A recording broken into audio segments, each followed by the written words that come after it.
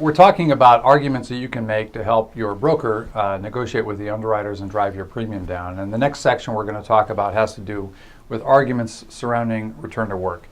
Most employers are familiar with the concept of return to work, but it's basically the availability of lighter jobs or change jobs that can allow an injured worker to come back to your employment earlier.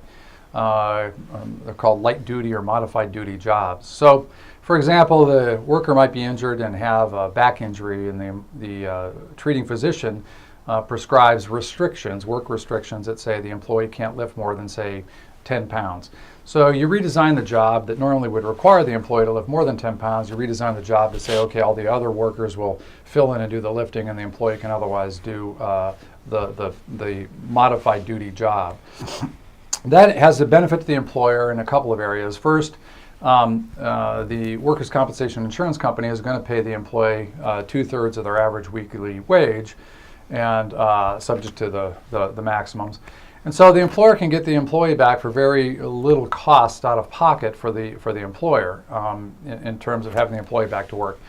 But the higher value is that once you offer return to work to an injured worker, and if that injured worker takes the return to work position that you've offered to them, then obviously the insurance company no longer has to pay temporary disability payments while they're off work at home.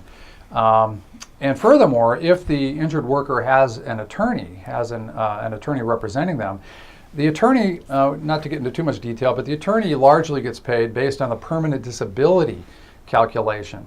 And so if an injured worker comes back to work under a modified duty or light duty position, it's harder for the attorney to make the claim that in fact the injured worker is severely injured and is owed permanent disability payments as well, somewhere down the road.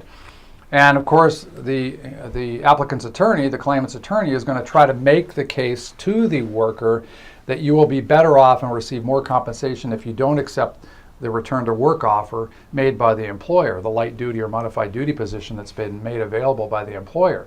So what the employer does by offering a light duty or modified duty position is basically force the injured worker to make a decision, and that decision is, do I want to continue to receive temporary disability benefits or not?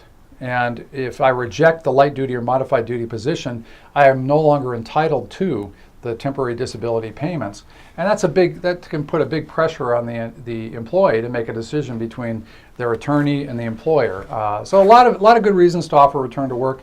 We're going to talk about some of the things you should make known to your broker so that your broker can really convey to the underwriter what a great return to work program that you have, because obviously this has a big impact on reducing claim values going forward. So one of the things to make clear is communication of the value of return to work options to the employees. And what is the value? Well, the value is it allows you to bring injured workers back to work earlier. It's good for their morale. It's good for the morale of other employees at your firm, because they're not burdened entirely with the workload of that injured worker. If they can come back in some modified way, then they can continue to have the benefit of that injured worker.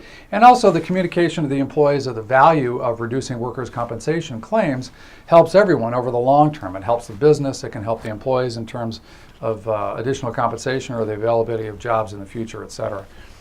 Second, the availability. Convey to your broker the availability of jobs that you have at your firm. Many employers that we talk to have simply taken a position that we are going to make a job available for 100% of any injured workers. I've told this story before, but there was a client I worked with several years ago who told me that their modified duty job for any injured worker that they suspected was bringing a fraudulent claim was to follow the CEO around all day and take notes. And they found that a lot of those workers tended to recover pretty quickly. So convey to the broker the availability of return to work in specific detail if you can. The number of options available, number of types of jobs that you have available. Whether or not the treating physician that you normally work with or the clinic you normally work with has been involved in looking at the return to work options, or if they've reviewed them so that they are familiar with what's available, so that then when they write up the work restrictions for any injured worker, they will know how to fit the restrictions within your return to work jobs, your light duty or modified duty jobs. The percentage of injured workers involved in the past. It could be that in the past you had a return to work program that made light duty or modified duty jobs available to 70% of your employees, but you felt that the other 30%, it was just too complicated to try to fit them into an artificial job. But now you've expanded return to work, and so now light duty or modified duty jobs are available to all of your employees. Make sure you convey that change. Underwriters love to see positive changes in the last few years to your exposures.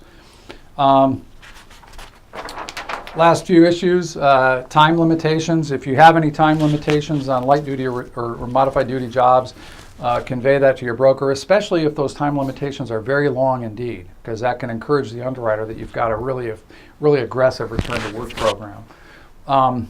If you've got positions in writing, share that with the broker. Have the broker convey that to the underwriter. That will show real concrete evidence of your commitment to return to work as a concept. Let the broker know if you've had any site visits from the treating physician. Some employers decide to have the treating physician come on site to actually review not only their return to work program, but also to meet the workers. That's a really good way to reduce future claims because, as I've said before, when injured workers are familiar with the physician in advance of any injury, they feel more comfortable. They're less likely to go get an attorney if they feel like, oh, I know that doctor. He was on our at our plant here a few weeks ago, and so they're less likely to get nervous and get an attorney. And then lastly, this can be a complication where you're charging back return to work jobs to a supervisor or a department. And so, for example, if you have light duty jobs where the supervisor feels, geez, my department is getting charged for the compensation we're paying to that employee when they come back, but they're really not much use to me when they come back in this light duty job. There can be some conflict there, and supervisors can resist having people come back in a light duty or modified duty position. One step that many employers have taken is simply to charge that injured worker to overhead and not charge it to any one department, so that there's no disincentive for supervisors to bring injured workers back. So however that works, convey it to your broker and they can help make arguments to the underwriters.